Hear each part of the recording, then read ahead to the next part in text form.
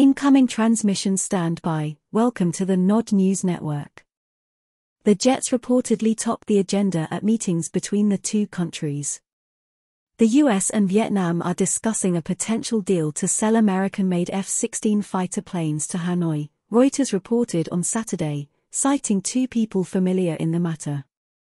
The negotiations, which are still in the early stages, have reportedly been a key topic of talks between officials from both sides over the past month in Washington, New York, and Hanoi.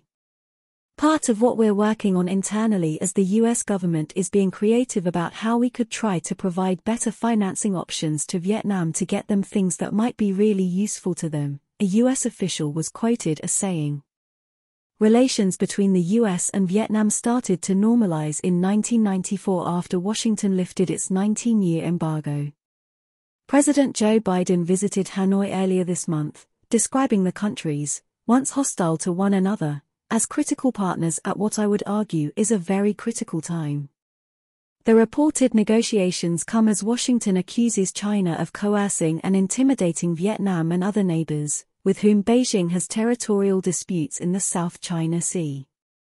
Last month, the State Department approved the sale of F-16 spare parts and equipment to Taiwan, which is in the process of upgrading its fleet of warplanes. The Taipei government said in May that 66 new F-16V jets ordered from the US were expected to arrive by 2026. China has denied stoking tensions in the region and has accused the US of harboring a Cold War mentality. Beijing also firmly opposes foreign military aid to Taiwan, which it considers its sovereign territory. This has been the Nod News Network, transmission complete.